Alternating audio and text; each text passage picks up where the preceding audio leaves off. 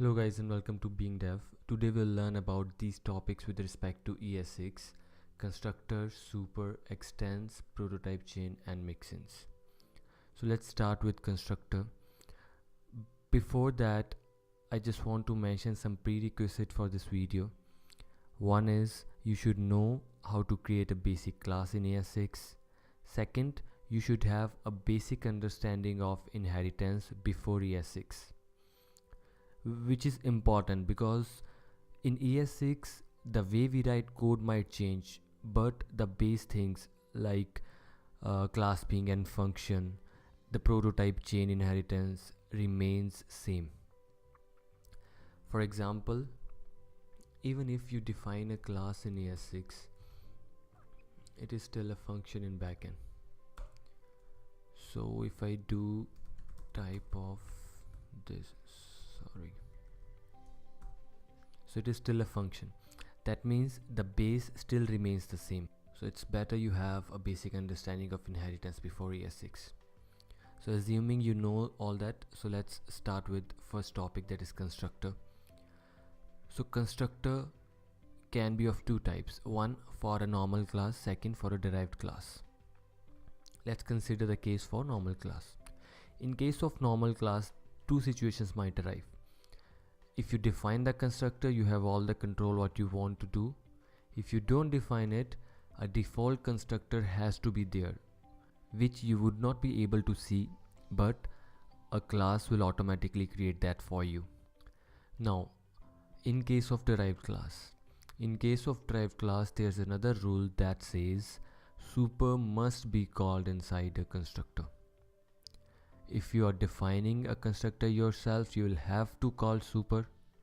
If you are not defining, a default constructor will be created and super will be called inside that. So you can see how default constructor will look in both the cases. And one thing to note in case of derived class, so if you are defining a constructor and calling super, you have the control to pass the arguments that you want. But in default constructor, super will have all the arguments that will be passed to the constructor of current student class. I'll explain it more later. Okay, so let's see an example. So on the left side you see a class student in which I haven't defined a constructor. As I said, ES6 will define a default constructor for you and will call super with all these arguments. On the right side I have defined a constructor, hence I have the power to pass the arguments that I want to the super. What super does is super instantiates the properties on the parent class. For example, here student is inheriting from the parent class, so it will instantiate the name and age property of the parent class. So moving on to super. Super will only be helpful in case of derived classes.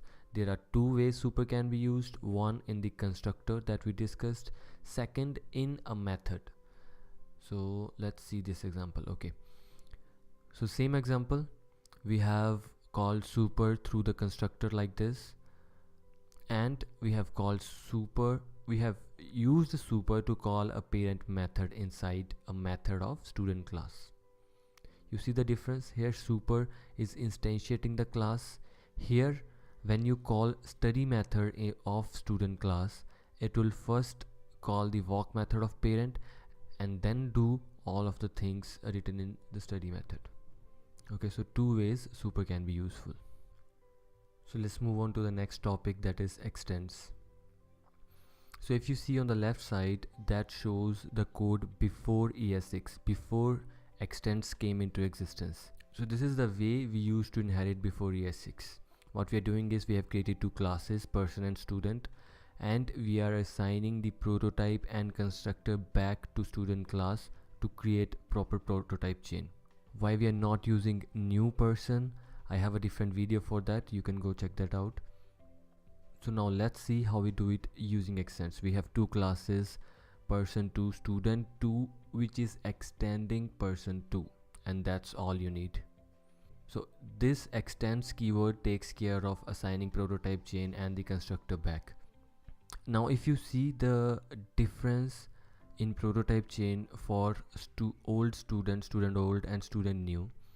So there's not much change, just the change you will see is here constructor says f student, that is function student. Over here it says class student 2. So that means there's almost zero change in the prototype chain as well. The only change what you see is just the visible change. But there is an issue with inheritance in ES6 that existed before extends came into picture and after it came into picture as well. That is, in JavaScript you can only have single inheritance, you cannot have multiple inheritance. For that, mixins came for the rescue. What mixins do is, mixins let you achieve a special kind of multiple inheritance by making a particular list of functions available in multiple classes. With a mixin, you can introduce a method to a class without inheriting. Let's see how we can do that. If you Google MDN class and then scroll down to the end, you will get a basic implementation of mixin. So this is what you will get inside MDN class topic. So what they have done here is, they have created an arrow function which returns an unnamed class that is inheriting dynamically from the parameter. So arrow function which returns unnamed class which is inheriting dynamically from the parameter. I understand this is little difficult to digest. Don't worry, I'll explain it better. So we have created a foo class and then a bar class that extends from calculator mixin, which in turn extends from randomized mixin and which extends from foo. Now let's see the prototype chain. How does it look? So I have created an object of bar class and that object's prototype chain looks something like this. So if it has constructor bar which is expected, then it has unnamed class as constructor and then calc from here, and then randomize from here an unnamed class as constructor. So you see what's happening. Just take this into consideration. So this is the statement, the last statement. So what it does is, bar inherits from this, which inherits from this, and which inherits from this. Let's have a look at the prototype chain again.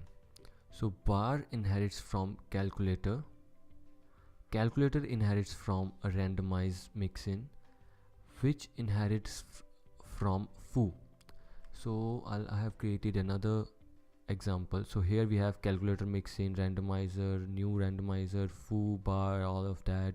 So if you see this statement only, so just see in the same order that I explained, the functions and the classes has been inherited. So foo is the only class that you see in the prototype chain. I hope you get this now. Now as we have all of these classes in the prototype chain, even if they are unnamed classes, we can use super step by step. So a super inside a function of bar can call this, which can call this, which can call this. So you just realize the order in which super is being called. For sure you'll have to play around a little with all of this to get it all into your head. Moving ahead, there is another way you can achieve mixins, that is with the help of object and object.assign. Now the thing to understand is, we have created a class user and then we have assigned all the function inside say hi mixin on the user prototype using object.assign. What object.assign does is, it copies all the properties. And now if you create a new object of user, you still have all the functions available. So say hi, say bye, you see those are available in the prototype, but you don't see a dependency on say hi mixin anywhere in the prototype chain. Okay, so now if you ask me which one is better, this way of achieving mixins or this way, which one is better, I don't have a clear answer for that. I would say it depends on how you like your prototype chain to look. So this is how the prototype chain looks in this case, in the first case, and this is how it looks in the second case. For me, the second case looks better. I would choose this way over the first one. For you, it might depend on your preferences.